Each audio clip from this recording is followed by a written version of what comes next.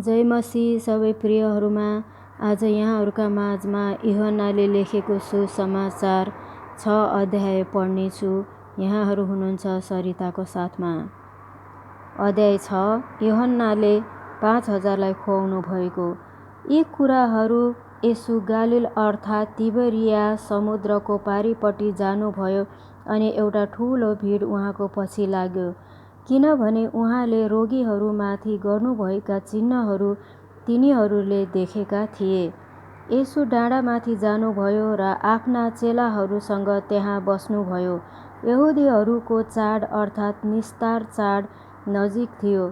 तब येशूले आफ्ना चारैतिर हेर्दा एउटा ठुलो भिड आफूकहाँ आइरहेको देखेर फिलिपलाई भन्नुभयो, यिनीहरूलाई खुवाउनका निम्ति हामीहरूले कहाँबाट रोटी किन्ने?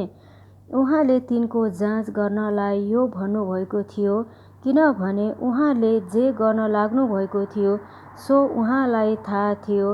फिलिपले उहाँलाई जवाफ दिए, प्रत्येकले अलि पाए तापनि 200 चाँदीका सिक्काको रोटीले तिनीहरूलाई पुग्ने छैन। उहाँका चेलाहरूमध्ये एकजना सिमोन पत्रुसका भाइ अन्द्रियासले भने, यहाँ एउटा ठिटो छ, त्यससँग जौका 5 वटा र 5 रोटी र 2 माछा छन्, तर यति धेरैका निम्ति यतिले के पुग्ला र? येशूले भन्नुभयो, मानिसहरूलाई बस्न लाओ। त्यहाँ धेरै घाँस भएको चौर थियो। तब प्राय 5000 पुरुषहरू त्यहाँ बसे। तब येशूले रोटी लिनुभयो र परमेश्वरलाई धन्यवाद चढाउनु भएपछि बस्नेहरूलाई बाँडिदिनुभयो र त्यसै गरी माछा पनि बाँडिदिनुभयो। तिनीहरूले चाहे जति खाए। अनि जब तिनीहरूले भरपेट खाए, उहाँले आफ्ना चेलाहरूलाई भन्नुभयो, उब्रेका टुक्राहरू बटुल र केही नष्ट नहोस्। खानेहरूले उबारेका जौका ती 5 रोटीका टुक्राहरू तिनीहरूले बटुले र 12 डाला भरे। खानेहरूले उबारेका जौका ती 5 रोटीका टुक्राहरू तिनीहरूले बटुले र 12 डाला भरे। यसकारण उहाँले गर्नुभएको यो चिन्ह देखेर ती मानिसहरूले भने, संसारमा आउने अगमवक्ता साँच्चै उहाँ नै हुनुहुँदो रहेछ। तिनीहरू आएर उहाँलाई बलजफ्तीसँग लगी राजा बनाउन खोज्दैछन् भन्ने थाहा पाएर येशू फेरि एक्लै डाँडामा जानुभयो। येशू पानीमाथि हिँड्नुभएको। साँझ परेपछि उहाँका चेलाहरू समुद्रतिर गए र डुङ्गामा चढेर तिनीहरू समुद्र पारी कफरनहुमतिर जान लागे। त्यस बेला अँध्यारो भएको थियो र येशू अझसम्म तिनीहरूकहाँ आउनुभएको थिएन।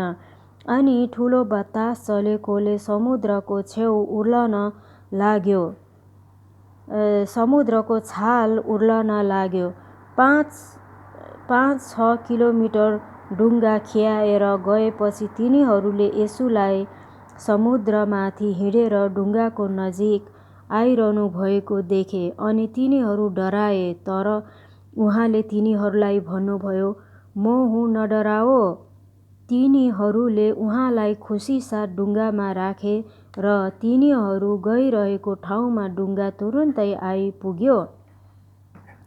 समुद्र पारी रहेको भिडले भोलिपल्ट त्यहाँ एउटा मात्र डुङ्गा देखे। तिनीहरूलाई थाहा थियो कि येशू आफ्ना चेलाहरूसँग डुङ्गामा चढ्नुभएको थिएन, तर उहाँका चेलाहरू मात्र गएका थिए।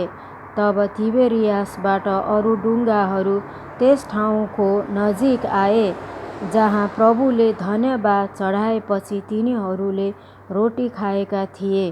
येशू र उहाँका चेलाहरू त्यहाँ नहुनुभएको थाहा पाएर ती मानिसहरू येशूलाई खोज्दै डुङ्गाहरूमा चढेर कफरनहुममा गए।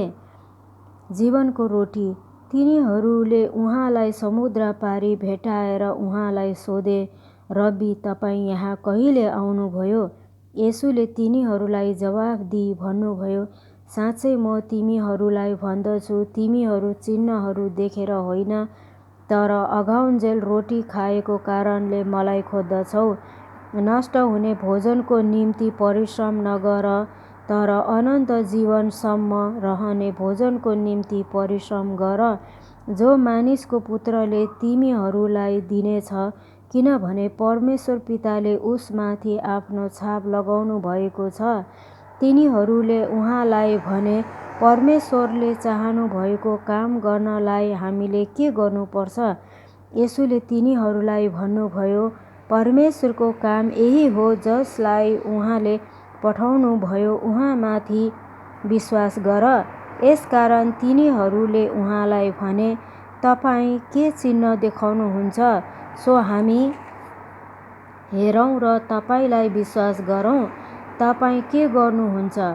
हाम्रा पिता पुर्खाले उजाड स्थानमा मन्ना खाए, जसरी लेखिएको छ, उहाँले तिनीहरूलाई खानलाई स्वर्गबाट रोटी दिनुभयो। येशूले तिनीहरूलाई भन्नुभयो, साँच्चै म तिमीहरूलाई भन्दछु, तिमीहरूलाई स्वर्गबाट रोटी दिने मोशा होइनन्, तर स्वर्गबाट तिमीहरूलाई साँचो रोटी दिनुहुने मेरा पिता हुनुहुन्छ। किनभने परमेश्वरको रोटी त्यही हो जो स्वर्गबाट ओर्ली आउँछ र संसारलाई जीवन दिन्छ।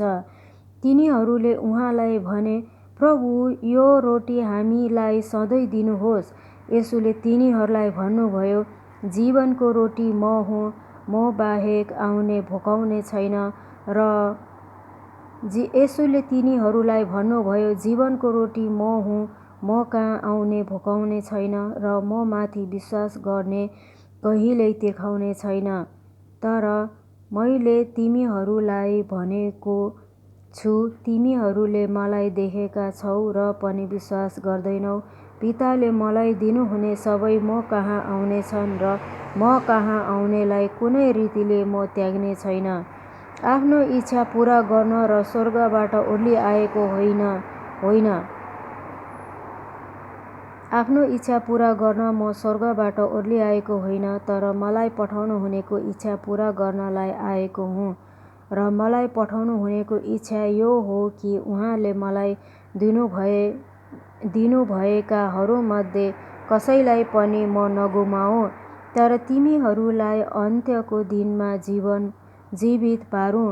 किनभने मेरा पिताको इच्छा यो हो कि पुत्रलाई हेर्ने र उसमाथि विश्वास गर्ने प्रत्येकले अनन्त जीवन प्राप्त गरोस्, र म त्यसलाई अन्त्यको दिनमा जीवित पार्नेछु। यहुदीहरू उहाँको विरुद्धमा गनगनाउन लागे, किनभने उहाँले भन्नुभयो, स्वर्गबाट ओर्ली आएको रोटी म नै हुँ।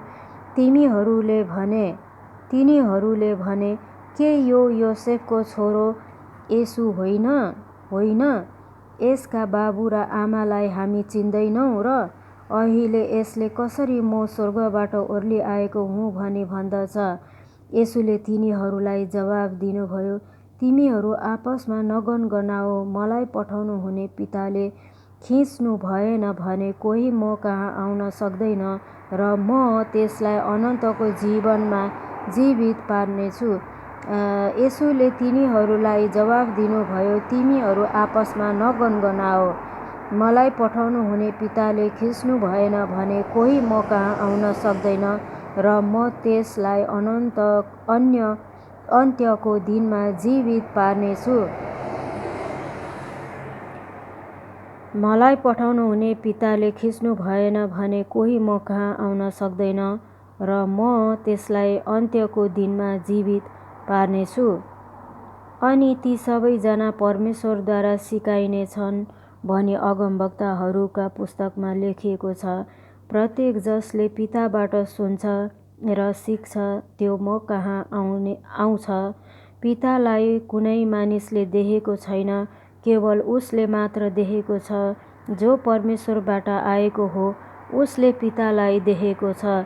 साँच्चै म तिमीहरूलाई भन्दछु, जसले विश्वास गर्छ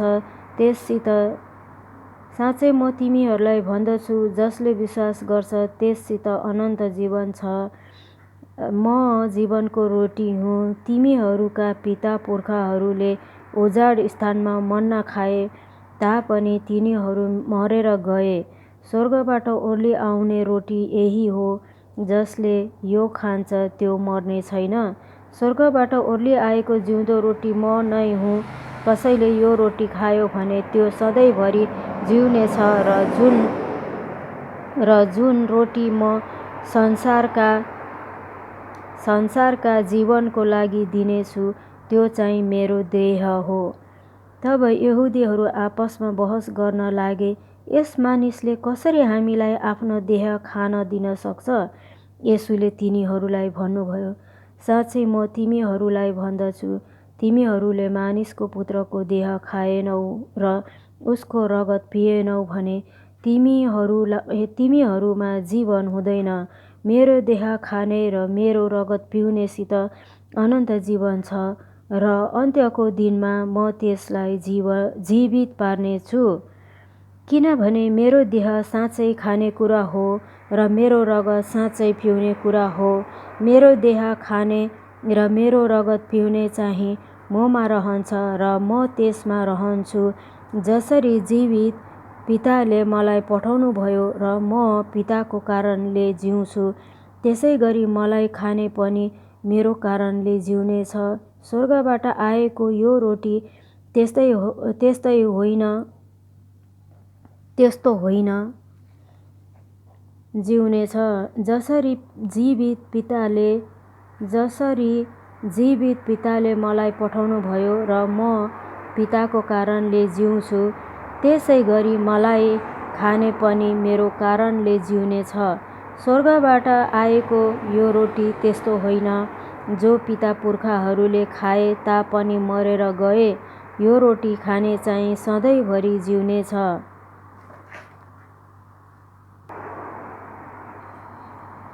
यो रोटी खाने चाहिँ सधैँभरि जिउनेछ।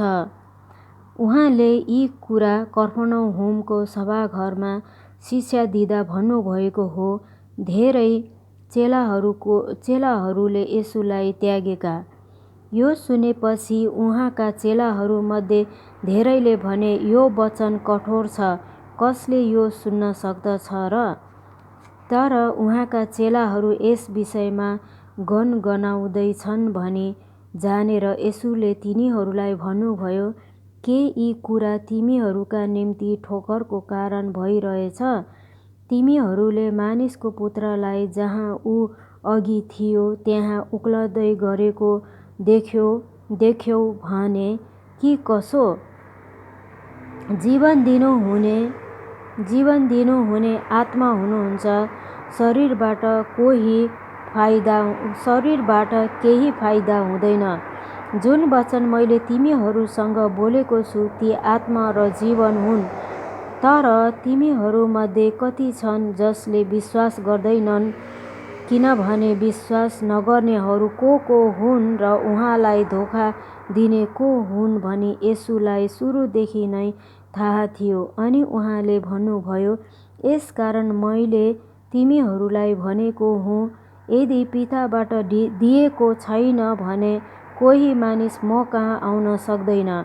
यसपछि उहाँका चेलाहरूमध्ये धेरै जना पछि हटे र उहाँसँग हिँड्न छोडे। येशूले 12लाई भन्नुभयो, के तिमीहरू पनि मलाई त्यागेर जाने? सिमोन पत्रुसले जवाफ दिए, हे प्रभु, हामी कस कहाँ जाऊँ? तपाईसित अनन्त जीवनका वचन छन् र हामीले विश्वास गरेका छौँ र जानेका छौँ तपाईँ परमेश्वरका पवित्र जन हुनुहुन्छ। येशूले तिनीहरूलाई जवाफ दिनुभयो, के म आफैले तिमीहरू 12 जनालाई छानेको होइन र तिमीहरूमध्येको एकजना चाहिँ दियाबलस हो। यो उहाँले सिमोन इस्करियोतको छोरो यहुदाको विषयमा भन्नुभएको थियो, किनभने 12 मध्ये एकजना भएर पनि त्यसले उहाँलाई धोका दिन आँटेको थियो। परमेश्वरले यो वचन पढाइमा आशिष दिनुभएको होस्। यहाँहरूको यो पछिको समय परमेश्वरमा असल रहेको होस्। हुन्छ। जय मसीह। यहाँहरूलाई कुनै वचनले कुनै पदले छोयो भने कृपया हामीलाई पनि बाँड्न नभुल्नुहोस्। हुन्छ, धन्यवाद। फेरि भेटौँला। प्रेज द लर्ड।